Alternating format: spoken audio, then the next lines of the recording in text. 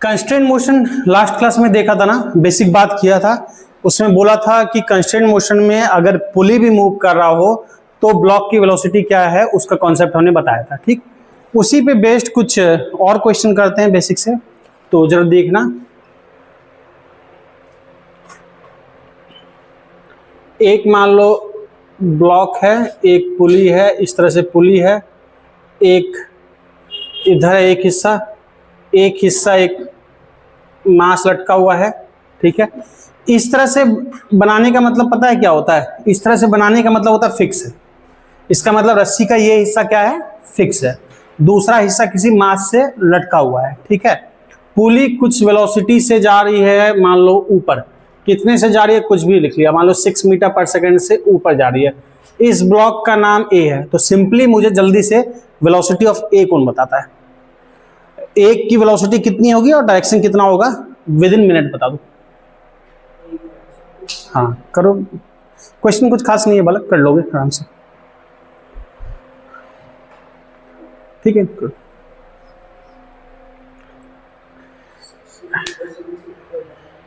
हाँ जल्दी जल्दी, कोई खतरनाक सा क्वेश्चन नहीं है। ठीक है, और क्वेश्चन प्रैक्टिस करो शीट वगैरह का, जैसे बताता हूँ क्वेश्चन प्रैक्टिस बहुत ज़्यादा जरूरी है। अदरवाइज कहानी सुनते रहोगे ना, सुनने में अच्छा लगेगा अच्छा सर ने बताया, कहानी सुन लिया, लेकिन जब तक खुद के हाथ से क्वेश्चन नहीं करोगे ना, आपका कहानी सुनने का कोई फायदा नहीं, एग्जाम में ब्लैंक हो जाएगा। जस्ट लाइक आप समझो कि जैसे बाइक है, आप कितना ही बाइक का थ्योरी पढ़ लो कि बाइक ऐसे चलता है, गियर ऐसे बढ़ता है, फलाना ऐसे होता है, गियर डालते हैं, ऐसे एक्सीलेटर लेते हैं, लाख पढ़ लो, किसी से पढ़ लो, लेकिन जब तक खुद से चलाना नहीं शुरू करोगे बाइक तो नहीं सीख पाओगे किसी चीज का। उसी तरह से यहाँ भी जब तक खुद के हाथ से प्रैक्टिस नहीं करोगे, खास करके अनसॉल्व क्वेश्चन, तो आप सीख नहीं पाओगे। इसलिए बहुत ज्यादा जरूरी है कि रिवीजन करके शीट के क्वेश्चन करना प्रॉपर। हाँ जल्दी बताओ, सिंपल है, कुछ नहीं है। देखो हमने क्या बताया था, वेलोसिटी ऑफ पुली, एक साइड की वेलोसिटी प्लस दूसरे साइड की वेलोसिटी बाय 2, तो इधर की वेलोसिटी क्या होगी? फिक्स है तो 0, तो इधर v 0 हो गया, इधर की वेलोसिटी va पूछा गया ही, तो हम सिंपल, और पुली को p से लिखा, तो हम क्या लिखते हैं? यही बोला था ना, vp, पुली की वेलोसिटी, इधर की वेलोसिटी प्लस इधर की वेलोसिटी बाय 2, तो सिंपल va दूसरे साइड क्या है? 0/2, यही बोलेंगे। वेलोसिटी ऑफ p कितना दे रखा है? 6, हमने अपवर्ड को मान लो प्लस मान लिया, तो va/2 सिंपली, तो अपवर्ड को प्लस मान लिया, तो va इक्वल टू क्या हो जाएगा? 12 मीटर पर सेकेंड। समझ में आ रही है बात? क्या आया? प्लस की माइनस? प्लस हमने किसको माना है? एक ही डायरेक्शन तो दिख रहा है यहाँ पे, अपवर्ड, तो ये हमारा 12 मीटर पर सेकंड से किधर जाएगा? अपवर्ड जाएगा। पहले बताओ कोई दुख तकलीफ नहीं। अब एक क्वेश्चन दे रहा हूं, ये क्वेश्चन इसी चीज को है, थोड़ा सा ज्यादा पुली दिखेगा, ज्यादा ब्लॉक दिखेगा, ट्राई करो। इसका आंसर सबसे चाहिए तो करोगे ट्राई।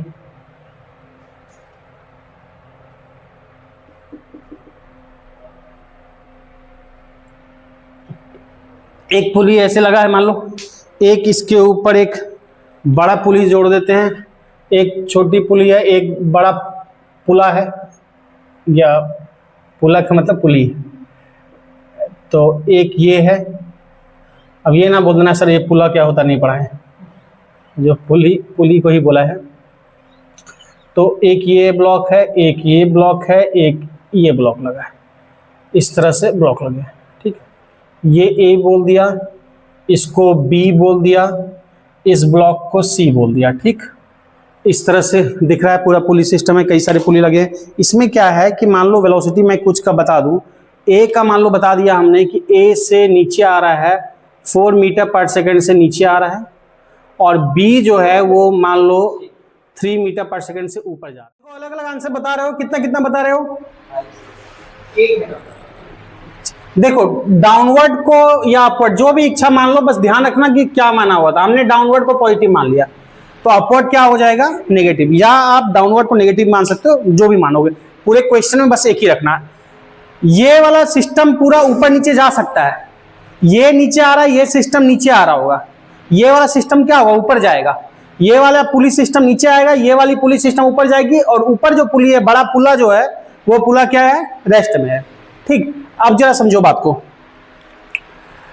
इधर की वेलोसिटी क्या होगी?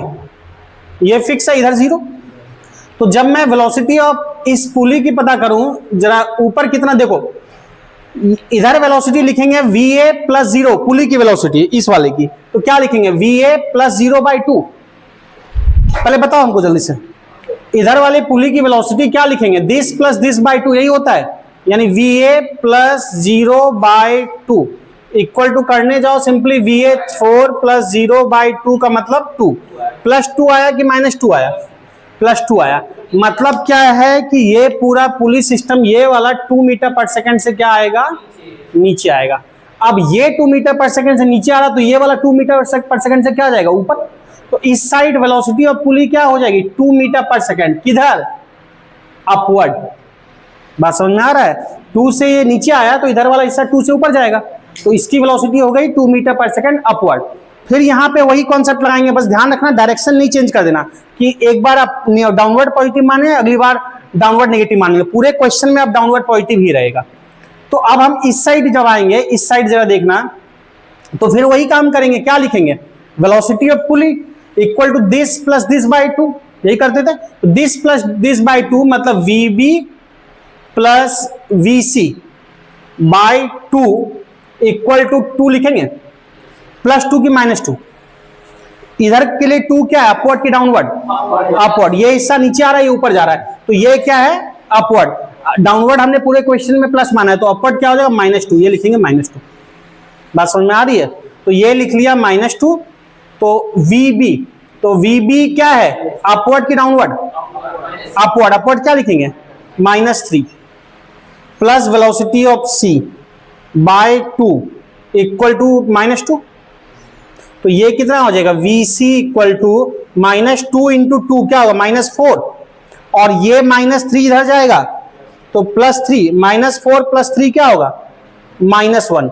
vc इक्वल टू क्या आ गया, -1, यानी अगर मैं vc इक्वल टू बोलूंगा, माइनस हमने किसको माना है, प्लस माना है, डाउनवर्ड, माइनस मतलब अपवर्ड। तो c की वेलोसिटी क्या होगी, 1 मीटर पर सेकेंड, और नेगेटिव साइन क्या बता रहा है कि ऊपर की तरफ, यानी 1 मीटर पर सेकेंड अपवर्ड। c की वेलोसिटी क्या होगी, 1 मीटर पर सेकेंड अपवर्ड। पहले बोलो क्लियर हुआ, कोई दुख तकलीफ, इसको नोट कर लो, फिर हम अगले टॉपिक पे आएंगे। कंस्टेंट मोशन में भी बहुत क्वेश्चन करने हैं, लेकिन ये एक पार्ट आसान सा पार्ट किया, आगे कुछ पढ़ने के बाद काफी चीजें, कॉन्टैक्ट फोर्स, पुली में टेंशन वगैरह सब निकालने के बाद फिर से कंस्टेंट मोशन में आएंगे, वहां पढ़ेंगे वेज कंस्टेंट। और जो वेज कांस्टेंट है वो फिर आपके मेंस या ज्यादातर एडवांस में भी अच्छे क्वेश्चन उसके बनते हैं वेज कांस्टेंट के। तो कांस्टेंट का एक पार्ट पढ़ा है, एक पार्ट फिर हम बाद में पढ़ेंगे, ठीक है, और कुछ कई कॉन्सेप्ट पढ़ने के बाद, ठीक है, नोट कर लो। अब देखो जरा हम बात करते हैं बेसिक फोर्स पे। कुछ दो तरह के फोर्स आप पहले भी पढ़े होंगे पुरानी क्लास में, तो दो तरह का फोर्स पढ़े हो, एक नॉन कॉन्टैक्ट फोर्स, एक कॉन्टैक्ट फोर्स, सुने हो सिंपल। क्या होता है दोनों में डिफरेंस, क्या होता है, नॉन कॉन्टैक्ट, हाँ ठीक है, जहां पे सिंपल कांटेक्ट नहीं हो रहा है, जहां पे दो ऑब्जेक्ट के बीच का फिजिकल कांटेक्ट नहीं हो रहा है, तो उसको क्या बोलते हैं, सिंपल नॉन कांटेक्ट फोर्स। जहां जैसे मैग्नेटिक फोर्स और ग्रेविटेशनल फोर्स, कि ऐसा तो नहीं होता कि कोई ऑब्जेक्ट को छोड़ा और धरती के अंदर से वो हाथ निकला ऐसे खींच के ले आया, कोई कांटेक्ट नहीं है, छोड़ा सीधा नीचे आ गया, क्या है, नॉन कांटेक्ट फोर्स। तो नॉन कांटेक्ट फोर्स जैसे एग्जांपल कुछ बेसिक बात करें तो gravitational force, gravitational force, gravitational force, और कौन सा, इलेक्ट्रोस्टैटिक फोर्स। इलेक्ट्रोस्टैटिक जैसे पढ़े होगे ना formula, F equal to K Q1 Q2 by R square. दो चार्ज कुछ डिस्टेंस पे सेपरेटेड हो, तो कुछ डिस्टेंस पे सेपरेटेड होंगे तभी एक दूसरे को अट्रैक्ट या रिपेल करने लगेंगे, वो हो गया। और न्यूक्लियर फोर्स, न्यूक्लियस में भी लगता है ना, हाँ, तो न्यूक्लियर फोर्स बहुत स्ट्रांग फोर्स होता है बाकी और बात करें न्यूक्लियर फोर्स, और कौन सा बात करें, बहुत बात कर सकते हो, magnetic force etcetera, magnetic force etcetera, जहां पे कांटेक्ट ना हो, मैग्नेटिक फोर्स एटसेट्रा, दो ऑब्जेक्ट के बीच कांटेक्ट ना हो, ठीक है, इस तरह से कई हो सकते हैं, ठीक बोला बालक, वो सब भी हो जाएगा। कांटेक्ट फोर्स जहां पे डायरेक्ट कांटेक्ट हो, यहां पे जो हम कांटेक्ट फोर्स की बात करेंगे, बेसिकली मुझे ये बताना था, ये फोर्स जब तक दो ऑब्जेक्ट फिजिकली एक दूसरे को टच नहीं करेंगे, कांटेक्ट नहीं करेंगे तो नहीं लगेगा। कुछ कांटेक्ट फोर्स की बात करते हैं जिसपे यहां पे पढ़ना है। जैसे एक कांटेक्ट फोर्स बोलते हैं नॉर्मल फोर्स या नॉर्मल रिएक्शन, नॉर्मल फोर्स या फिर नॉर्मल रिएक्शन। एक कांटेक्ट फोर्स ये है, इन सब के बारे में देखेंगे। एक कांटेक्ट फोर्स और बता सकते हो, एक होता है फ्रिक्शन। फ्रिक्शन के लिए भी कांटेक्ट होना जरूरी है। फ्रिक्शन के बारे में डिटेल पूरा एक चैप्टर है, वहां बात करेंगे। और एक कांटेक्ट फोर्स होता है टेंशन। टेंशन कौन? दिमाग का टेंशन। तो हाँ, इन सब के लिए क्या जरूरी है? कांटेक्ट होना जरूरी है। नॉर्मल फोर्स या नॉर्मल रिएक्शन बोलते हैं, फ्रिक्शन फोर्स या टेंशन फोर्स। फ्रिक्शन के लिए तो पूरा एक चैप्टर है अगला, वहां डिटेल पढ़ेंगे। अभी मैं इसके और इसके बारे में बात करूंगा, नॉर्मल फोर्स और टेंशन के बारे में। कुछ नोट डाउन करना जल्दी से कर लो, फिर मैं इसमें आगे बढ़ाऊंगा। देखो अब समझते हैं एक एक करके इन कांटेक्ट फोर्स के बारे में। पहले देखते हैं नॉर्मल फोर्स। नॉर्मल वर्ड का मतलब क्या होता है? नॉर्मल वर्ड का मतलब होता है परपेंडिकुलर। नॉर्मल का मतलब होता है परपेंडिकुलर। इसको नॉर्मल फोर्स या नॉर्मल रिएक्शन भी बोलते हैं। नॉर्मल रिएक्शन, रिएक्शन कब होता है? एक्शन का रिएक्शन होता है। तो जब भी कोई बॉडी किसी सरफेस को कंप्रेस करती है, जब भी कोई बॉडी किसी सरफेस को कंप्रेस करती है, दबाती है, तो एक फोर्स उल्टे डायरेक्शन में लगता है। इसको नॉर्मल फोर्स या नॉर्मल रिएक्शन बोलते हैं। जैसे इसको हाथ पे रखा डस्टर को, तो डस्टर को हाथ का क्या फील हुआ? वजन फील हुआ। तो डस्टर ने हाथ पे एक्शन किया, कैसे? हाथ को कंप्रेस करके, दबा के। तो हाथ को कंप्रेस किया तो हाथ पे क्या किया? एक्शन किया। तो हाथ भी इसका रिएक्शन देगा उल्टे डायरेक्शन में। कैसे? एक्शन हुआ इस डायरेक्शन में ना, एक्शन इस डायरेक्शन में हुआ, तो रिएक्शन इसका उल्टा अपवर्ड होगा। एक्शन अगर ऐसे कंप्रेस कर रहा है ऐसे, तो रिएक्शन कैसे होगा? एरो को समझ लो, डायरेक्शन ऊपर की तरफ होगा, तो एक्शन का रिएक्शन होगा। अगर कंप्रेस नहीं करेगा ना कोई बॉडी किसी को, तो वो टिक ही नहीं सकता। जैसे मैं मान लो इसका वजन समझ लो अच्छा खासा होता, और एक पतला सा ऐसे कागज का टुकड़ा रख दिए और कुछ हल्का सा सपोर्ट दिए, बहुत कम और बहुत ज्यादा वजन कर दिया, उसको तोड़ के नीचे चला जाएगा।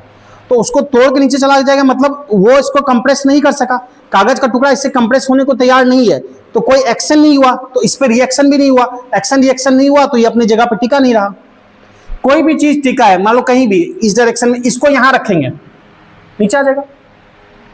इसको यहां रखेंगे तो क्या होगा? नीचे आ जाएगा। अगर चाहता हूं कि नहीं ये बोर्ड से चिपका रहे, बोर्ड से फिक्स रहे, तो हमको क्या करना पड़ेगा? इसको दबाना पड़ेगा, कंप्रेस करना पड़ेगा। अगर कंप्रेस नहीं करेंगे तो नीचे आ जाएगा। तो कंप्रेस करने के लिए इस पे क्या करना पड़ेगा? एक्शन करना पड़ेगा, इस पे फोर्स लगाना पड़ेगा। और अगर इस पे एक्शन किए हैं तो बोर्ड भी क्या करेगा? उल्टे डायरेक्शन में रिएक्शन करेगा, जिसको क्या बोलते हैं? Normal reaction. तो अगर कंप्रेशन नहीं हो, ऐसे है, नीचे आ गया, तो ये टिका नहीं रहा, ये बोर्ड पे क्या कर रहा है? बोर्ड को दबा नहीं पा रहा। अगर बोर्ड को दबा सकेगा तभी ये टिकेगा। तो बोर्ड को दबाने के लिए एक्शन करना पड़ेगा, फोर्स लगाएंगे।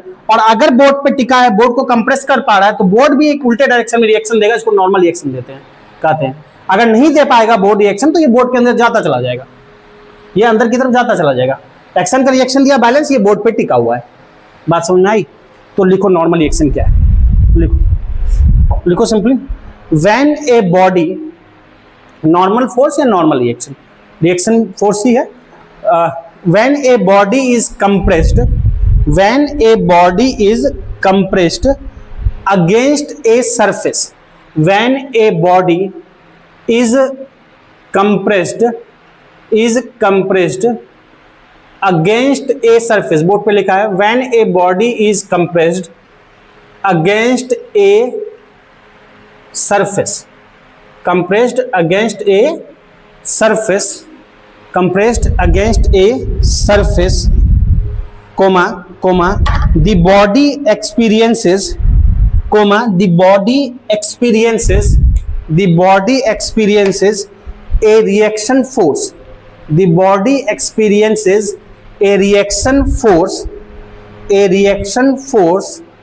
that is perpendicular to the surface, body experiences a reaction force that is perpendicular to the surface। वो रिएक्शन फोर्स क्या होगा? सरफेस के परपेंडिकुलर। जैसे हाथ को कंप्रेस कर रहा है डस्टर, तो कैसे?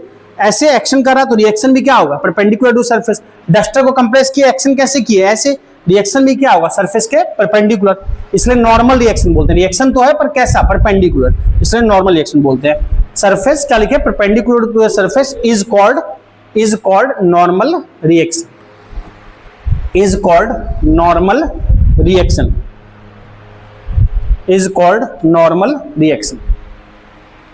ठीक है, क्लियर है। अब जरा समझो बात को, यहां पे जो बोर्ड पे समझा रहा हूं जरा समझो। अगर मान लो एक सरफेस है, इस पे रख दिया एक, मान लो ऑब्जेक्ट को, एक ब्लॉक को रख दिया।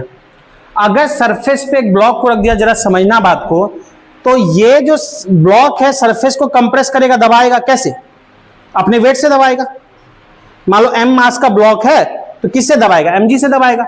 अब ये कंप्रेस किया किसको, सरफेस को। अगर सरफेस नहीं धस रहा, सरफेस को कंप्रेस किया तो सरफेस भी एक्शन का क्या होगा, रिएक्शन लगाएगा उल्टे डायरेक्शन में, जिसको क्या बोलते हैं, नॉर्मल रिएक्शन। तो हमेशा कंप्रेशन के अगेंस्ट होगा, उल्टा होगा, और कैसे डायरेक्शन होगी, परपेंडिकुलर। सरफेस के क्या लग रहा है, परपेंडिकुलर, जैसे भी कंप्रेस करे। अगर मान लो जैसे कि डस्टर जो बोर्ड पे लगाया था, जरा देखो बोर्ड पे लगाया था, मान लो ये सरफेस है, बोर्ड है वर्टिकल, डस्टर ऐसे या ब्लॉक ऐसे, ये ब्लॉक की टेंडेंसी क्या होगी, नीचे आने की। तो अगर चाहते हैं ब्लॉक नीचे ना आए तो हमको क्या करना पड़ेगा, इसको कंप्रेस करना पड़ेगा, इसको कंप्रेस करना पड़ेगा। और अगर इसको कंप्रेस किए हैं, एक्शन ऐसे किए हैं टिकने के लिए, तो इस कंप्रेशन के अगेंस्ट एक फोर्स लगेगा, जिसको क्या बोलेंगे, नॉर्मल रिएक्शन। तो ये ग्रीन से जो दिखाया है वो क्या है, नॉर्मल रिएक्शन। समझ में आ रही है बात। ये कैसे भी लग सकता है, आप समझो। अगर मान लो एक इंक्लाइंड प्लेन है, इंक्लाइंड प्लेन का मतलब क्या होता है, एक प्लेन जो कि इंक्लाइंड हो, जैसे ये है, ये क्या है, फ्लैट प्लेन है, ऐसे कर दिया, इसको एंगल पे मोड़ दिया, टर्न कर दिया, ये क्या हो गया, इंक्लाइंड प्लेन हो गया। तो ये क्या है, इंक्लाइंड प्लेन, इस पे ऑब्जेक्ट आएगा, सरकते हुए नीचे आएगा। इंक्लाइंड प्लेन को जब सामने से देखोगे ना, फ्रंट व्यू देखोगे, सामने से देखोगे, तो ये सरफेस नहीं दिखेगा। अगर मैं सामने से देखूंगा, अगर ऐसे देखूंगा सरफेस, अगर ऐसे रखा है तो आपको ये सरफेस नहीं दिखेगा, आपको ये लाइन दिखेगा। फ्रंट व्यू क्या दिखेगा, लाइन दिखेगा। तो फ्रंट व्यू ही मैं बना रहा हूं इसका, चूंकि सरफेस बोर्ड पे 3D नहीं बनाना है तो मैं ऐसे बना रहा हूं सिंपल। अब मान लो एक ब्लॉक टिका हुआ है ऐसे, इसमें क्यों टिका है, कैसे टिका, वो बात की बात है, देखा जाएगा। तो अगर ब्लॉक टिका है, अगर ब्लॉक इस पर टिका है तो इसको जरूर कंप्रेस कर रहा होगा। अगर नहीं कंप्रेस करेगा इस सरफेस को तो ये नीचे आ जाएगा। अगर ये ब्लॉक इस सरफेस को दबा नहीं पाएगा तो क्या होगा, नीचे आ जाएगा। अगर ये टिका है, इसका मतलब सरफेस को दबा पा रहा है। सरफेस को किधर दबा रहा है, इस डायरेक्शन में दबा रहा है। फ्लैट तो नहीं रखा है ना, अगर फ्लैट रखा होता ऐसे तब तो ऐसे दबाता वर्टिकली, लेकिन इसको मैंने तिरछा कर दिया तो ये दबाएगा भी तो तिरछा ही ना। कि अगर मैंने मान लो ऐसे डस्टर को रखा है तो डस्टर हाथ को ऐसे दबा रहा है, ऐसे दबा रहा है, लेकिन मैं हाथ को तिरछा कर दूं और डस्टर रखूं, तब डस्टर कैसे दबाएगा, ऐसे दबाएगा किसी एंगल पे। तो एक्शन ऐसे करेगा ना, इस डायरेक्शन में, एक्शन इस डायरेक्शन में, तो रिएक्शन क्या होगा, उल्टा एक्शन का रिएक्शन। तो रिएक्शन भी किसी एंगल पे होगा। ये अगर एक्शन ऐसे कर रहा है तो रिएक्शन भी क्या होगा, नॉर्मल रिएक्शन इस कंप्रेशन के अगेंस्ट होगा। तो एन क्या होगा, ये होगा, ये एन इस सरफेस के परपेंडिकुलर होगा। सरफेस के हमेशा परपेंडिकुलर पर कंप्रेशन के उल्टा। समझ में आया नॉर्मल रिएक्शन कैसे क्या होता है। बाकी किस जगह क्या वैल्यू होती है वो हम आगे जाके देखेंगे, लेकिन अभी सिंपल में नॉर्मल रिएक्शन क्या होता है ये बताया मैंने। तो इस तरह से नॉर्मल रिएक्शन कहीं भी किसी भी डायरेक्शन में लग सकता है, पर हमेशा कंप्रेशन के अगेंस्ट लगेगा, सरफेस के परपेंडिकुलर लगेगा। तो ये तीनों समझ में आया है सब। इसको ड्रॉ कर लो जल्दी से। ड्रॉ क्या करना, जल्दी से करो, फिर मैं अगला लिखाऊंगा, ठीक है। समझे, सरफेस के परपेंडिकुलर कंप्रेशन के अगेंस्ट। ये मान लो कि फ्लैट सरफेस है, अगर फ्लैट सरफेस है तो इसको समझ लो एरो को डायरेक्शन फोर्स की या जिस भी कोई ऑब्जेक्ट है रखा है कुछ है, ये कंप्रेस अगर ऐसे कर रहा है, कंप्रेस ऐसे कर रहा है, एक्शन ऐसे कर रहा है, तो इस एक्शन के जस्ट अपोजिट रिएक्शन परपेंडिकुलर कैसे होगा, ऐसे होगा। एरो को समझ लो डायरेक्शन ये होगा ना। अब अगर मैं इसको तिरछा कर दूं, अब ये फोर्स ऐसे था ना, फोर्स को देखो ऐसे लग रहा था ना, फोर्स किसी एंगल पे, कैप को समझ लो डायरेक्शन ऐसे लग रहा था, अभी भी फोर्स ऐसे लग रहा है, इंक्लाइन तिरछा हो गया, इंक्लाइन तिरछा हो गया, तो फोर्स तिरछा नहीं हो गया मेरा, ये फोर्स तिरछा हो गया ना। तो फोर्स अगर तिरछा लग रहा है तो रिएक्शन भी इसका उल्टा तिरछा लगेगा ना, नॉर्मल रिएक्शन, ये भी किसी एंगल पे लगेगा, एक्शन का रिएक्शन। तो ये है एक्शन का रिएक्शन। बाकी डिटेल क्या वैल्यू होती है हम अभी आगे देखेंगे।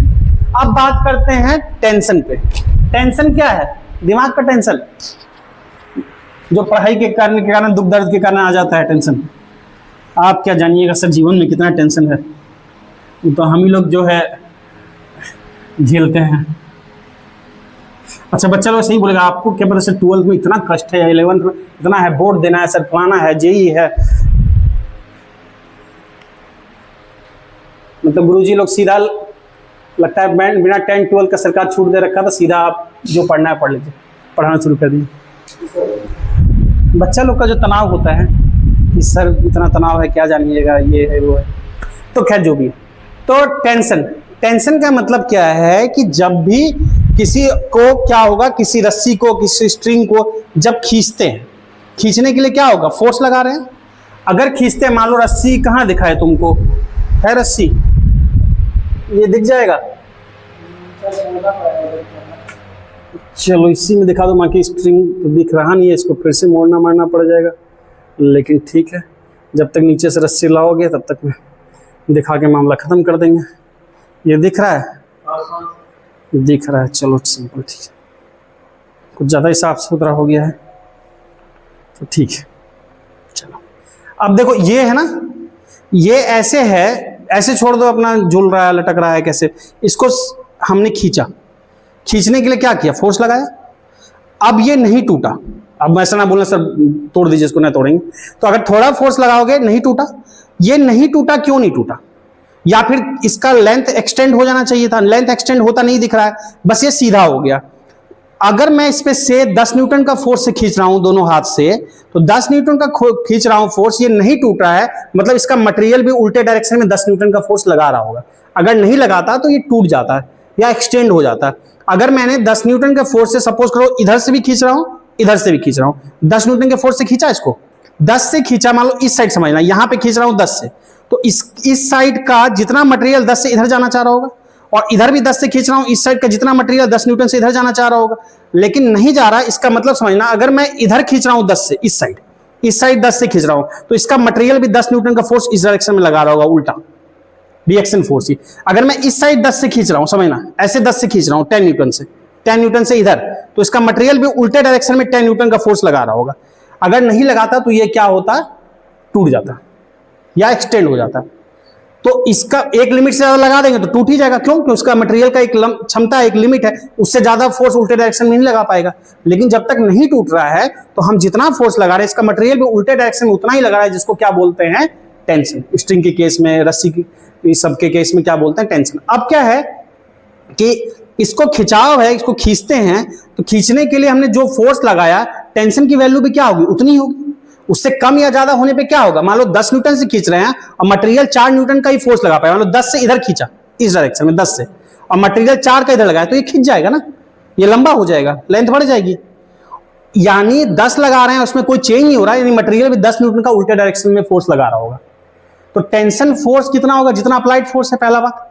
दूसरा, टेंशन की डायरेक्शन क्या होगी, जिधर भी देखेंगे उससे अवे, जिधर देखने का मतलब जिधर भी फोर्स लगा रहे हैं उससे अवे। अगर मैं फोर्स इधर लगा रहा हूं, इसका मटेरियल भी इधर ही फोर्स लगाने लगे, तब तो ये इधर खींचता चला जाएगा, इसका मटेरियल इधर लगाएगा। और जब मैं इस साइड देख रहा हूं, इधर खींच रहा हूं, इस साइड देख रहा हूं, तो इसका मटेरियल इधर फोर्स लगा रहा है। तो जिधर भी ऑब्जेक्ट पे फोर्स लगाया जाता है उसके क्या लगता है, अपोजिट टेंशन लगता है। ऑब्वियस बात है, रस्सी की प्रॉपर्टी है, तो अलोंग द स्ट्रिंग ही लगेगा, उल्टे डायरेक्शन में लगेगा, अवे फ्रॉम द बॉडी लगेगा, या जिसको देख रहे हैं away from the force. Clear बात। बाकी क्या अप्लाई करना है, कैसे करना है, तो इसको दे देते हैं, मेरा ऑक्सीजन सप्लाई आता रहेगा, तो लगा दिया इसको, ठीक है। हाँ, अब जरा टेंशन लिख लेते हैं, फिर समझते हैं। लिखो टेंशन, दिमाग का टेंशन नहीं, फिजिक्स का टेंशन। देखो, tension in the string, tension in the string और कॉर्ड, कहीं पे भी स्ट्रिंग और कॉर्ड रस्सी, इज ए, स्ट्रिंग में होगा, कॉर्ड में होगा, स्प्रिंग में होगा, सब जगह, is a reaction force which is always equal to, reaction force which is always equal to action. Newton third law भी यही कहता है, एक्शन का रिएक्शन होगा, which is always equal to action, which is always equal to action, bracket में लिख लेना applied force, which is always equal to action, bracket में लिख लेना अप्लाइड फोर्स। एक्शन का मतलब जो फोर्स लगाए, विच अप्लाइड फोर्स, ठीक है।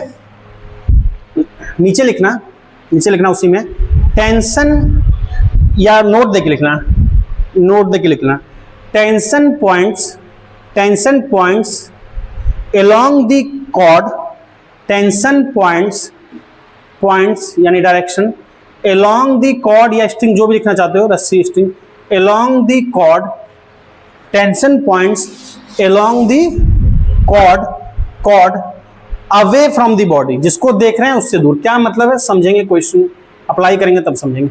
Away from the body, along the chord away from the body, मतलब बॉडी के जिस पार्ट को देख रहे हैं उससे दूर। along the chord away from the body, कहने का मतलब क्या है, सिंपल। मान लो एक रस्सी ये है, ठीक है, रस्सी को इधर भी खींच रहे हैं, इधर भी खींच रहे हैं। कितने से खींच रहे हैं, से कुछ भी मान लो 10 न्यूटन से खींच रहे हैं, और इधर भी 10, दोनों तरफ इक्वल फोर्स से खींचना होगा। नहीं खींचेंगे तो जिधर ज्यादा खींचेंगे रस्सी झूल जाएगा ना। रस्सी टाइट कब बना रहेगा, जब इक्वली फोर्स से खींचोगे। मान लो एक 10 एक साइड 20, तो 20 की तरफ भागने लगेगा। अगर रस्सी को खींच के रखे हैं, इक्वल फोर्स से खींचा, तो अगर मैं इस साइड देख रहा हूं, समझाएं, इस साइड, इस तरफ, तो कौन सा फोर्स खींच रहा है, 10 न्यूटन। रस्सी का मटेरियल किधर लगाएगा, उल्टे डायरेक्शन में फोर्स। अगर मैं इस साइड देख रहा हूं, किधर खींच रहा है, राइट साइड, 10 न्यूटन रस्सी का मटेरियल किधर लगाएगा, इधर। वैल्यू क्या रहेगी, 10 ही रहेगी, चाहे इधर देखूं चाहे इधर। बात समझ में आ रहा है, तो बेसिक सा लिख लो, फिर बात करते हैं इसको। अब देखो जरा कुछ चीजें समझते हैं, बेसिक आते हैं। मैं कुछ केस बना रहा हूं, देखो ब्लॉक रखा है, ब्लॉक ऑन, नहीं क्वेश्चन नहीं है, कॉन्सेप्ट करा रहा हूं। अपने आप में क्वेश्चन भी समझ लो इसको, लेकिन सारा मैं ही कराऊंगा। ये बेसिक है, फोर्स वगैरह की डायरेक्शन देखना, नॉर्मल रिएक्शन के देखना, तो अलग अलग कंडीशन है, करवा रहा हूं। Block on smooth horizontal surface, 3 case है समझो। एक बनाया, एक ब्लॉक रखा है, स्मूथ का मतलब है फ्रिक्शन नहीं है। फ्रिक्शन चैप्टर अभी पढ़े भी नहीं है, तो फ्रिक्शन के बारे में बात भी नहीं करेंगे। नेक्स्ट चैप्टर में फ्रिक्शन पढ़ेंगे तब बात करेंगे। अभी सिंपल जो समझा रहा हूं बोर्ड पे देखो, एक ब्लॉक है, m मास का है, एक हॉरिजॉन्टल सरफेस, फ्लैट सरफेस पे रखा है। इसको F फोर्स से पुल किया जा रहा है हॉरिजॉन्टली, ठीक है। तो फर्स्ट कंडीशन लिखना है, लिख लो, ब्लॉक इज पुल्ड बाय या पुश करेंगे दोनों से, एफ फोर्स अप्लाई किया जा रहा है, दोनों में एक ही बात हो। Pulled bye a force capital F horizontally, किसी एंगल पे नहीं कर रहे, सीधा हॉरिजॉन्टली पुल कर रहे हैं। Pulled bye a force capital F horizontally. जरा ध्यान से समझना मैं जो जो चीज बता रहा हूं, ठीक है। इतना दिया है, अब जरा देखो क्या क्या लगेगा। मैं फोर्स हर डायरेक्शन में बात कर रहा हूं। पहला ब्लॉक रखा है किस पे, सरफेस पे रखा है, तो सरफेस को कंप्रेस करेगा। वर्टिकल डायरेक्शन में अगर देख रहे हैं तो सरफेस को कंप्रेस करेगा किससे, अपने वेट से, mg। और देखा अगर कंप्रेस कर रहा है, एक्शन कर रहा है, तो एक्शन के अगेंस्ट क्या होगा, रिएक्शन होगा। जो अभी क्या बोला, नॉर्मल रिएक्शन, तो नॉर्मल रिएक्शन क्या है, n, ठीक। F फोर्स किधर लग रहा है, राइट की लेफ्ट, मेरे फिगर में राइट लग रहा है। तो अगर F फोर्स लग रहा है, उसको फ्रिक्शन नहीं है, कोई रोकने वाला नहीं है, तो इसका फोर्स होगा तो क्या होगा, एक्सेलरेशन होगा, F equal to ma। Force होगा तो एक्सेलरेशन होगा, एक्सेलरेशन किधर होगा, राइट साइड। अब जरा समझना, अगर मैं वर्टिकल डायरेक्शन में लिखता हूं, ध्यान से समझना जो चीज बता रहा हूं, बहुत बेसिक बता रहा हूं लेकिन समझो। वर्टिकल डायरेक्शन में n और mg क्या होगा, बैलेंस होगा। जितने वेट से ये सरफेस को दबा रहा है उतना ही नॉर्मल रिएक्शन लग रहा है, तो दोनों ने एक दूसरे को क्या कर दिया है, बैलेंस कर दिया है। अगर ऐसा नहीं होता, मान लो जितना वेट लगता, नॉर्मल रिएक्शन अगर उतना नहीं दे पाता, तो क्या होता, ये नीचे धंसता जाता। कोई ऐसे सरफेस पर रखा है, मान लो इसका वजन बहुत ज्यादा है, सरफेस उतना हार्ड नहीं है, तो इस सरफेस में धंसता चला जाएगा, यानी इसको नॉर्मल रिएक्शन नहीं मिल पा रहा, वेट के कारण आ रहा। अगर नॉर्मल रिएक्शन जनरल केस में हर सरफेस है, वेट को बैलेंस किया हुआ, इसका मतलब इसका वर्टिकल मोशन में ये मान लो 10 न्यूटन आ रहा है, ऊपर भी 10-10 बैलेंस किया, तो वर्टिकल मोशन नहीं होगा। नेट फोर्स 0 होगा तो क्या होगा, मोशन नहीं होगा। नेट फोर्स किस डायरेक्शन में 0 हो रहा है, वर्टिकल डायरेक्शन में, तो इसका वर्टिकल कोई मोशन नहीं होगा। प्रैक्टिकली देखोगे ब्लॉक किधर जाएगा, राइट की लेफ्ट, राइट जाएगा, ब्लॉक राइट जाएगा ना, ऊपर जाएगा ना नीचे जाएगा। ऊपर नीचे क्यों नहीं गया, क्योंकि ऊपर और नीचे वाला अपवर्ड और डाउनवर्ड फोर्स ने बैलेंस किया। अगर मैं राइट साइड बोलूंगा तो राइट साइड कौन सा फोर्स लग रहा है, एफ फोर्स। एफ फोर्स की वजह से एम मास में कुछ एक्सीलरेशन आया, एफ इक्वल टू हम क्या बोलते हैं, M A. F equal to क्या बोलते हैं, एम ए। ध्यान रखना एक बात पे कि F इक्वल टू ma है, F को बैलेंस नहीं कर रहा है, F की वैल्यू इक्वल टू ma है, मतलब ma इधर ही है, यही है, F की वैल्यू है 10 न्यूटन। F को बैलेंस ma करने का मतलब होता है ma इधर लग रहा है, ma लेफ्ट साइड लग रहा है, तब क्या होता, ये मूव ही नहीं करता। बात समझ पा रहे हो?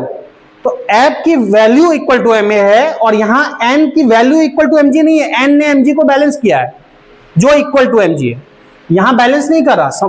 तो चूंकि F की वैल्यू कुछ है से ma, तो ये ma से क्या होगा, मूव करेगा। First condition. सेकंड, मैं 3 कंडीशन लिखाऊंगा, एक साथ समझ लेंगे फिर नोट करना। अब अगला देखते हैं, ब्लॉक पुल किया जा रहा है, is pulled at an angle theta, at an angle theta with horizontal, at an angle theta with horizontal. ये बहुत बेसिक है कंपोनेंट लेना, लेकिन पूरी फिजिक्स में पीछा नहीं छोड़ेगा।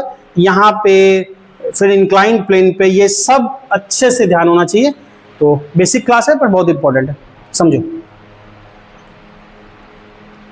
अब m मास का ब्लॉक है, हमने क्या बोला, पुल किया जा रहा है कैसे, हॉरिजॉन्टली, किस एंगल पे, थीटा एंगल पे।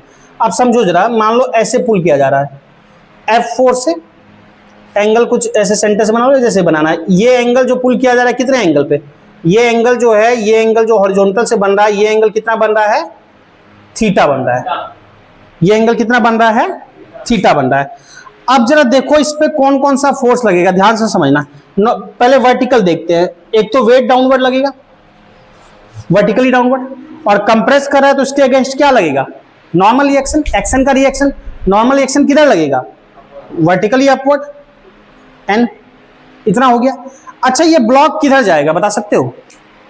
अगर किसी को खींच रहे हो किसी फोर्स से, इसी डस्टर को खींच रहे हैं हम, ऐसे एक धागा बांध दिया और धागा हम ऐसे करके खींच रहे हैं, तो आगे ही बढ़ेगा ना, ब्लॉक आगे ही बढ़ेगा, राइट साइड जाएगा। तो ब्लॉक का एक्सेलरेशन किधर होगा, राइट साइड। तो ब्लॉक का एक्सेलरेशन होगा राइट साइड। अब एक बात बताना मुझे, क्या इसको F उतना ही फोर्स खींच पाएगा या वैसा ही खींचेगा जैसा ये खींच रहा है? क्या उसी तरीके से, उसी एक्सेलरेशन से खींचेगा जैसा ये खींच रहा है? नहीं, यहां फोर्स कैसे लग रहा है, इसके पैरेलल लग रहा है सरफेस के, यहां किसी एंगल पे लग रहा है, तो इसको वही फोर्स खींचेगा जो कि इस डायरेक्शन में लगेगा, जो सरफेस के पैरेलल लगेगा। तो ऐसे में हमको F नहीं खींचेगा, F का कंपोनेंट पता करना होगा, F का वो हिस्सा जो इस डायरेक्शन में लग रहा है सरफेस के पैरेलल, वही इधर डायरेक्शन में एक्सेलरेशन दे पाएगा, हॉरिजॉन्टल दे पाएगा। तो F के दो कंपोनेंट लेना मैंने अच्छी से बताया, वेक्टर में कई बार बताया है। तो कंपोनेंट दो है, एंगल के साथ वाला क्या बोलते हैं, कॉस, और दूसरा कंपोनेंट इधर क्या हो जाएगा, साइन। दो कंपोनेंट एक दूसरे के क्या होते हैं, परपेंडिकुलर। तो एंगल F है, इसके साथ एंगल के साथ ये क्या होगा, कॉस। तो ये कंपोनेंट क्या हो जाएगा, F cos थीटा। और दूसरा कंपोनेंट, दो कंपोनेंट परपेंडिकुलर होते हैं 90 डिग्री पे, एक ये है, दूसरा कंपोनेंट इसका किधर आ जाएगा, इसके परपेंडिकुलर, ये F cos थीटा, इधर क्या हो जाएगा, F sin थीटा। n के तरफ कौन सा कंपोनेंट हो जाएगा, F sin थीटा। पहले बताओ ये समझ में आ रहा है? F के दो कंपोनेंट, एक F cos थीटा, एक F sin थीटा। तो ये किसकी वजह से आगे बढ़ेगा, F cos थीटा की वजह से कि F sin थीटा की वजह से, F cos थीटा। और वर्टिकल डायरेक्शन में क्या इसका मोशन होगा, ऊपर नीचे जाएगा? नहीं। अगर नहीं जाएगा तो अपवर्ड और डाउनवर्ड फोर्स क्या होंगे, बैलेंस होंगे। ऊपर कौन सा फोर्स लग रहा है, N, नॉर्मल रिएक्शन, और F का कंपोनेंट भी ऊपर है, F का कंपोनेंट भी ऊपर है, F sin थीटा। F का कुछ हिस्सा ऊपर की तरफ एक्ट करेगा, F sin थीटा। तो अपवर्ड कौन लगा, N plus F sin theta, और डाउनवर्ड क्या है, mg।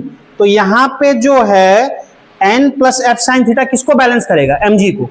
या फिर मुझसे कोई नॉर्मल रिएक्शन की वैल्यू पूछे तो नॉर्मल रिएक्शन क्या बोलेंगे, यहाँ पे mg माइनस इधर जाएगा तो F sin थीटा। यहाँ पे नॉर्मल रिएक्शन क्या था, mg, पर यहाँ पे क्या आया, mg minus F sin theta.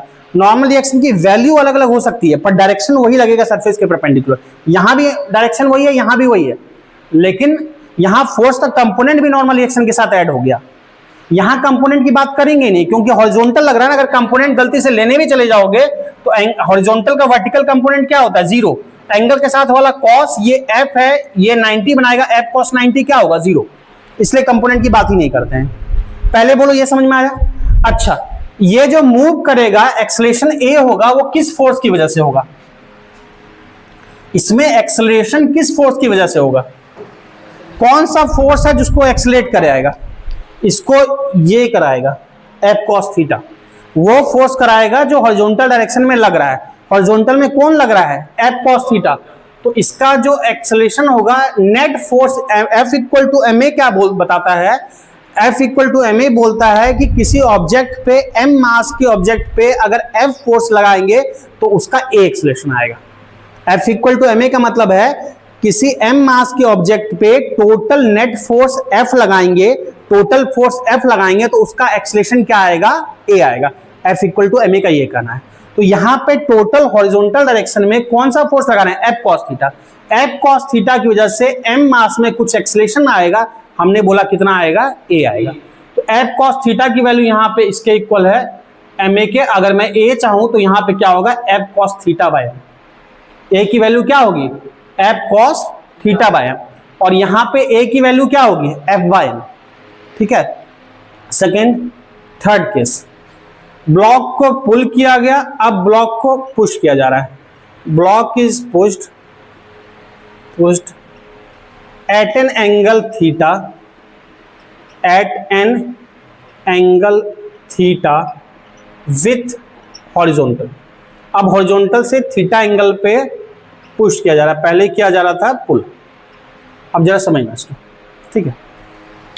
Block को हॉरिजॉन्टल से थीटा एंगल पे क्या किया जा रहा है? पुश किया जा रहा है। देखो यहां पे ये बना लिया ब्लॉक, मास कर दिया m, उतना ही फोर्स लगा रहे हैं f, एंगल भी चलो वही है बट क्या है? इसको पुश किया जा रहा है f फोर्स से। ये जो एंगल चाहे यहां से देख लो, सेंटर से, exactly centre of mass centre से होता, अभी नहीं पढ़े हो तो सेंटर से ना देखो, यहां से देख लो, कोई फर्क नहीं पड़ता। तो f ये है, फोर्स कितने एंगल पे लग रहा है? थीटा एंगल पे लग रहा है। अब जरा ध्यान से समझना क्या क्या फोर्स लगेगा। एक तो वेट लगेगा mg वर्टिकली डाउनवर्ड, इसको कोई मतलब नहीं ऑब्जेक्ट कैसे रखा है, ये अर्थ के की प्रॉपर्टी है, अपने सेंटर की तरफ खींचती है वर्टिकली डाउनवर्ड। और क्या लगेगा? फोर्स के अपोजिट क्या लगेगा? नॉर्मली एक्शन लगेगा। mg के अपोजिट क्या लगेगा? n लगेगा। तो कंप्रेस ऐसे करा नॉर्मली एक्शन की, तो वही डायरेक्शन रहेगी कंप्रेशन के अगेंस्ट। ये नॉर्मल एक्शन क्या लगेगा? Vertically upward. ठीक है। अब देखो f के दो कंपोनेंट होंगे, यहां भी एंगल के साथ वाला कंपोनेंट क्या बोलते हैं? कॉस, दूसरा साइन। तो एंगल के साथ ये इधर कंपोनेंट क्या हो जाएगा इस डायरेक्शन में? F cos theta. एक कंपोनेंट इसको समझ लो एरो की डायरेक्शन, तो एक कंपोनेंट इधर आ गया एफ कॉस थीटा, और दूसरा कंपोनेंट क्या आ जाएगा? डाउनवर्ड, क्या आ जाएगा? F sine theta. तो ये कंपोनेंट कितना हो गया? F sine theta. ध्यान रखो कंपोनेंट का एरो भी वैसे ही होगा जिधर फोर्स का एरो है। फोर्स का एरो नीचे की तरफ यहां दिखा रहा है, इसको कैप को समझ लो डायरेक्शन। तो फोर्स ऐसे एफ, तो इसका एरो क्या होगा? एफ कॉस थीटा, और ये क्या होगा? F sine theta. समझ में आ रहा है? ये F cos theta arrow, angle के साथ वाला कॉस, दूसरा क्या होगा? साइन। अब यहां पे अगर मैं देखता हूं ना, जरा बात को समझना, पहले वर्टिकल देख रहा हूं, वर्टिकल में अपवर्ड कौन सा फोर्स दिख रहा है बताओ देख के? वर्टिकल डायरेक्शन में अपवर्ड एन, नॉर्मल एक्शन दिख रहा है ना ऊपर की तरफ, और डाउनवर्ड कौन दिख रहा है? एफ साइन थीटा भी नीचे की तरफ इंडिकेट कर रहा है, दबा ही रहा है। इसका एरो देखो, एरो की डायरेक्शन, एफ साइन थीटा क्या है? डाउनवर्ड। तो एफ साइन थीटा भी क्या हुआ? नीचे। एन इक्वल टू क्या बोलेंगे? F sine theta plus M G. बात समझ में आ रही है? F sine theta plus M G. ये किधर जाएगा? राइट की लेफ्ट? देख के बताओ, फोर्स की डायरेक्शन देख के राइट जाएगा कि लेफ्ट जाएगा? धक्का दे रहा है इधर, तो इधर ही जाएगा। तो ये भी जाएगा, किधर जाएगा? ये राइट जाएगा। किस फोर्स की वजह से जाएगा? एफ कॉस थीटा की वजह से। तो एफ कॉस थीटा की वैल्यू इक्वल टू किसके होगी? एफ कॉस थीटा की वजह से एम मास में कुछ एक्सलेशन आया, कितना आया? तो हमने बोला ए आया।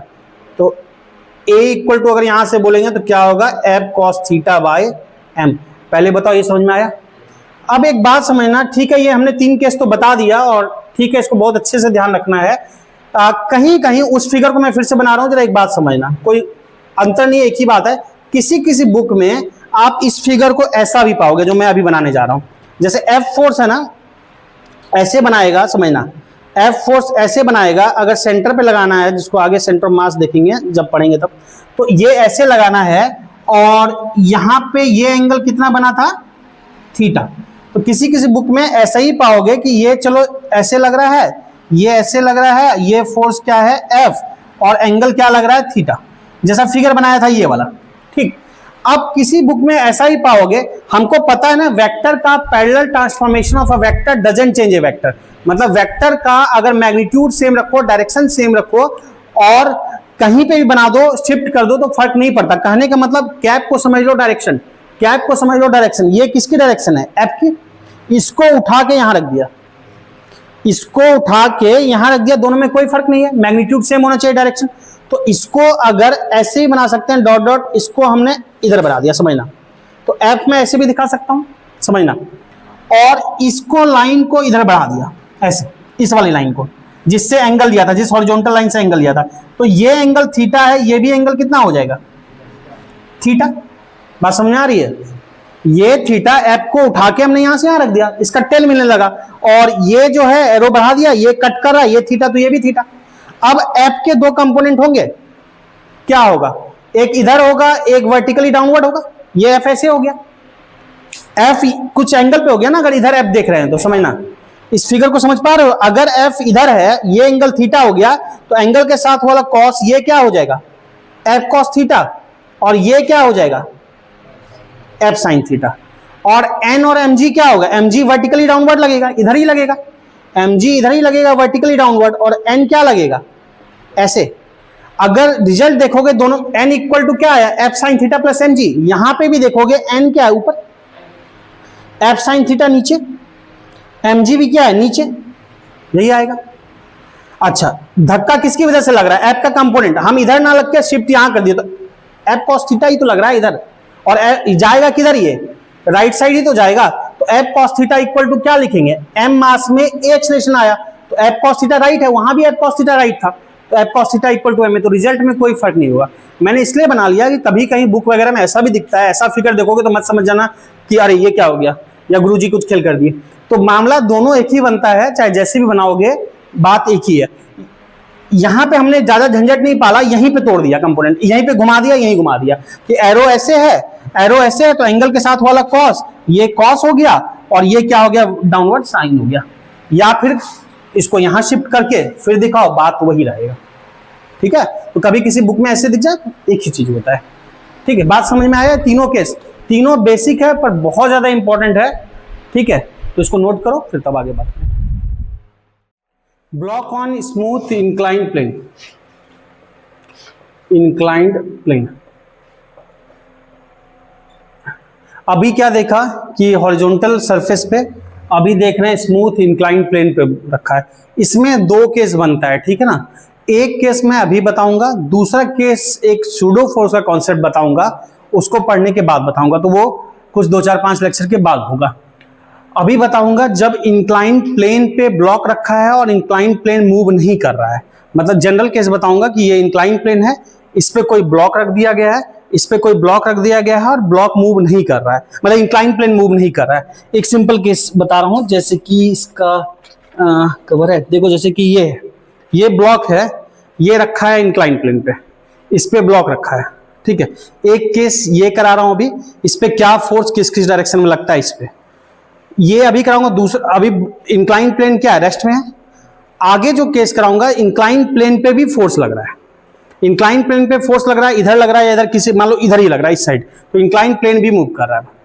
अब ब्लॉक तो रखा ही है, साथ में इंक्लाइंड प्लेन भी मूव कर रहा है। ये सूडो का कॉन्सेप्ट होगा, ये बाद में कराऊंगा सूडो पढ़ने के बाद, 4-5 लेक्चर के बाद। अभी एक जनरल केस करा रहा हूं कि block is on inclined plane, और इंक्लाइंड प्लेन का मैं सीधा ही या फर्स्ट केस लिख लेते हैं, इंक्लाइंड प्लेन मूव नहीं कर रहा है। इंक्लाइंड प्लेन ऐसा बना, एक एंगल क्या है थीटा। इंक्लाइंड प्लेन बताया कि अगर उसका फ्रंट व्यू देखोगे, सामने से देखोगे इंक्लाइंड प्लेन, तो क्या नजर आएगा, सामने से देखोगे तो एक लाइन नजर आएगी, सामने से क्या नजर आएगा एक लाइन, और ऐसे क्या होगा पूरा सरफेस, तो एक लाइन नजर आएगा। तो अगर इस पे एक ब्लॉक रखा है, समझना एम मास का एक ब्लॉक रखा है ऐसे, ठीक, क्या क्या फोर्स लगेगा इस पे बताओगे? एक तो सबसे पहले वेट लगेगा, वेट को कोई मतलब नहीं है, तुम किसी को इंक्लाइन पे रख दो, फ्लैट पे रख दो, जहां रख दो, वो अर्थ की प्रॉपर्टी है, अर्थ अपने सेंटर की तरफ पुल करेगा। यानी वेट हमेशा किधर लगेगा? Vertically downward. वेट हमेशा कैसे लगेगा? Vertically downward. इसका मतलब वेट कैसे लगेगा? देखो, अगर m ऐसे है तो वेट हमेशा सीधा डाउनवर्ड ऐसे। अभी मैं डिटेल में एंगल बताऊंगा, आगे से आपको सीधा ध्यान रखना, अभी मैं दिखाऊंगा। तो वेट कैसे लगा? वर्टिकली डाउनवर्ड, सीधा। उसको कोई मतलब नहीं है तुम तिरछा रखे या कैसे रखे, ठीक। यानी डाउनवर्ड वर्टिकली मतलब 90 बनाएगा इससे एंगल। अब जरा ध्यान से समझना जो चीज बता रहा हूं, ठीक है। अब mg तो किसी एंगल पे है ना, और कौन कौन सा फोर्स लगेगा? कंप्रेस कैसे करेगा? ऐसे करेगा ना। ये इंक्लाइन है तो दबाएगा क्या? किसी एंगल पे। तो कंप्रेशन के अगेंस्ट क्या लगता है? Normal reaction. और नॉर्मल रिएक्शन कैसे लगेगा? ऐसे लगेगा, उल्टा। ये नॉर्मल रिएक्शन लगेगा। अब mg तो नॉर्मल रिएक्शन की तरफ नहीं है, कुछ अलग ही डायरेक्शन दिख रहा है। तो एक काम करेंगे, सबको एक डायरेक्शन में ले आते हैं। तो mg के कंपोनेंट लिए जा सकते हैं, एक नॉर्मल रिएक्शन के अपोजिट और एक दूसरा कंपोनेंट। जरा ध्यान देना मैं जो बता रहा हूं। एक बात, एक काम करते हैं कि यहां से इसको मान लो ये पीछे सोच लिया, n वाली लाइन को पीछे देखा, इधर इस डायरेक्शन में क्या लगेगा देखते हैं। ये एंगल मुझे बता सकता है कौन कितना होगा? ये वाला एंगल, ये एंगल कितना होगा? ब्लॉक को समझ लो, जस्ट इससे पे ही टिका, इंक्लाइन पे ही टिका है। ये थीटा, ये 90, ये एक ट्रायंगल दिख रहा है, जरा देखना, ये वाला एक ट्रायंगल दिख रहा है। इस ट्रायंगल में ये एंगल कितना होगा? 90 माइनस थीटा। ये थीटा है, ये 90 है, टोटल 180 होगा। तो ये वाला एंगल कितना हो जाएगा? 90 माइनस थीटा। तभी थीटा थीटा कैंसिल, 90 90 180। तो ये एंगल कितना होगा? देखो, दो कंपोनेंट परपेंडिकुलर होते हैं। ये नॉर्मल रिएक्शन सरफेस के क्या होता है? परपेंडिकुलर। तो ये जो है, ये लाइन क्या है? परपेंडिकुलर वाली लाइन है, ये परपेंडिकुलर है। यानी कि ये पूरा एंगल जो है ना, ये पूरा एंगल जो है 90 है। कौन सा पूरा एंगल? हॉरिजॉन्टल यानी इंक्लाइन प्लेन, और ये नॉर्मल रिएक्शन का जो पीछे बढ़ा, ये पूरा एंगल क्या है? 90। ये पूरा एंगल 90 है। ये एंगल 90 माइनस थीटा आ गया, तो ये एंगल कितना होगा? ब्लू वाला थीटा होगा। ये वाला एंगल क्या होगा? थीटा होगा। अभी मैं पूरा निकाल के बताया, आगे से आपको सीधा समझना। तो ये वाला एंगल कितना हो जाएगा? ये एंगल हो जाएगा थीटा, क्योंकि ये पूरा 90, ये हॉरिजॉन्टल लाइन है, ये इसको एक्स एक्सिस समझ लो, और ये इसके परपेंडिकुलर वाई एक्सिस। तो ये पूरा 90, ये 90 माइनस थीटा, तो ये एंगल क्या हो जाएगा? थीटा। तभी ऐड करोगे theta theta plus theta minus theta cancel, पूरा 90। तो ये एंगल समझ में आया? थीटा। अब देखो, mg के दो पार्ट में ब्रेक कर सकते हैं, दो परपेंडिकुलर कंपोनेंट में तोड़ सकते हैं। आप इसी में मान लो, इंक्लाइन प्लेन पे ही मान लो। ये जो एंगल है ना, इस गैप को मत समझना, जस्ट मैंने सरफेस या m को बहुत नीचे बना लो, तो ये लगभग इसी पे है, इसी पे समझ लो। तो ये अगर mg है तो एंगल के साथ वाला कंपोनेंट क्या होता है? कॉस। तो mg के दो कंपोनेंट जरा समझो, कैप को समझ लो, डायरेक्शन। तो mg ये है, mg का ये कंपोनेंट एंगल के साथ वाला mg cos थीटा, और दूसरा कंपोनेंट हो जाएगा mg sin थीटा। एक कंपोनेंट इधर mg cos थीटा, और इस कंपोनेंट के परपेंडिकुलर कंपोनेंट इधर जाएगा, जिन दो के बीच में mg लाई करेगा। तो mg cos थीटा इधर, और इस कंपोनेंट का, इसका परपेंडिकुलर इधर आएगा mg sin थीटा, और इन दोनों के बीच में mg लाई करेगा। समझ में आया? तो दो कंपोनेंट क्या होता है? एक होगा cos, ये होगा mg cos थीटा, और दूसरा कंपोनेंट क्या होता है? sin, mg sin theta. ये बात समझ में आ रही है? अगर कोई सोचते हो कि नहीं हमको इस थीटा में नहीं देखना, हमको इसमें देखना, देख लो। तो एंगल के साथ वाला cos होता है, लिखेंगे mg cos 90 minus theta. cos 90 minus theta क्या होता है? sin theta. तो ये क्या हो जाएगा? mg sin theta. बात समझ में आ रही है? अभी मैंने डिटेल बताया एंगल लेके, आगे से डायरेक्ट लिखा करेंगे। अब ब्लॉक की टेंडेंसी किधर आने की होगी? अगर खिसकना चाहेगा तो किधर खिसकना चाहेगा? नीचे। ब्लॉक इंक्लाइन पे नीचे आना चाहेगा ना, तो ब्लॉक का एक्सेलरेशन किधर होगा? बिल्कुल mg sin थीटा इधर होगा, डाउनवर्ड। अब ये बात समझो कि ब्लॉक क्या इंक्लाइन के वर्टिकल इधर या इधर मूव करेगा? नहीं करेगा ना। यानी ये दोनों फोर्स बैलेंस करेगा कौन? mg cos थीटा नीचे, n क्या है? ऊपर। तो मैं क्या लिखूंगा? n equal to normal reaction यहां पे mg cos थीटा। देखो, नॉर्मल रिएक्शन हर जगह अलग अलग आ रहा था। वहां ब्लॉक पहला केस जो कराया था इससे पहले, वहां mg आ रहा था। फिर अगले केस में क्या था तुम्हारा? अलग आ रहा था mg plus F sine theta. एक में क्या आ रहा था? माइनस आ रहा था। नॉर्मल रिएक्शन की वैल्यू अलग अलग आएगी, पर हमेशा रहेगा सरफेस के परपेंडिकुलर। यहां भी जैसे कंप्रेस कर रहा है, सरफेस के क्या है? परपेंडिकुलर।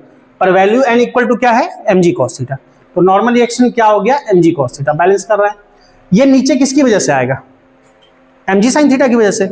ये अगर नीचे आएगा तो ये फोर्स नीचे लाने की कोशिश करेगा ना, mg का जो कंपोनेंट नीचे की तरफ लग रहा है, तो डाउनवर्ड जो कंपोनेंट जो नीचे की तरफ लग रहा है अलोंग द इंक्लाइन लग रहा है, that is mg sin theta. तो mg sin थीटा की वजह से, mg sin थीटा यहां पे नेट फोर्स है जो इसको नीचे लाने का काम कर रहा है।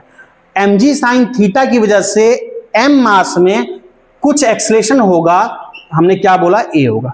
तो F equal to ma, net force mg sin theta, इस फोर्स की वजह से m मास में कुछ एक्सेलरेशन है, दैट इज a। तो क्या लिखा, net force equal to ma। तो m से m कैंसिल, तो a इक्वल टू क्या आएगा, g sin थीटा। तो इंक्लाइन प्लेन पे जब ऑब्जेक्ट आता है तो कितने से आता है नीचे, g sin थीटा से आता है। अंतर पता चला, जब जब हॉरिजॉन्टल मूव कर रहा है ऑब्जेक्ट तो चेंज इन वेलोसिटी ऐसे मूव करता है, जब वर्टिकली फ्री फॉल हो रहा है एकदम किसी इंक्लाइन पे नहीं सीधा, तो कितने से नीचे आता है, g से। लेकिन वही ऑब्जेक्ट जब इंक्लाइन पे आएगा, जब यही ऑब्जेक्ट कोई ऑब्जेक्ट इंक्लाइन पे आएगा, मान लो कि तुम्हारा ये है, ये वर्टिकली डाउनवर्ड फ्री फॉल हो रहा है, कितने से होगा, g से होगा। लेकिन यही जब इंक्लाइन पे आएगा ऐसे नीचे, तो ये g से नहीं आएगा, ये g sin थीटा से आएगा, g के कंपोनेंट से आएगा। थीटा कौन एंगल होगा, इंक्लाइन का ये वाला एंगल, फ्लैट सरफेस से इस सरफेस से जो इंक्लाइन एंगल बना रहा है, जितना टिल्ट है, तो वो एंगल क्या होगा, थीटा। तो ये जितना एंगल होगा that is g sin theta से नीचे आएगा। समझ में आया। तो ये केस अच्छे से लिख लो। अभी तो मैंने ऐसे बताया, आगे से आपको इस तरह से ध्यान होना चाहिए। इतना हम कंपोनेंट भी नहीं दिखाएंगे, हम सीधा इतना बनाया करेंगे कि m मास का एक ब्लॉक है, इंक्लाइन प्लेन का एंगल थीटा है, तो बताओ इधर क्या लगेगा, तो इधर नॉर्मल एक्शन लगेगा। इस डायरेक्शन में क्या लगेगा, अच्छा बहुत इच्छा हुआ तो mg बना लिया, ना तो ना भी बनाया।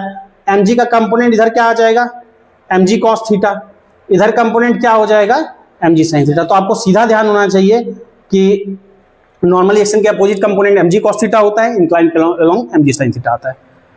उस समय फिर बार बार हमको ये नहीं है कि हम एंगल निकाल के देखेंगे, हमको सीधा ध्यान होना चाहिए क्वेश्चन जब करेंगे। तो लिख लो, बेसिक है, पर जरूरी।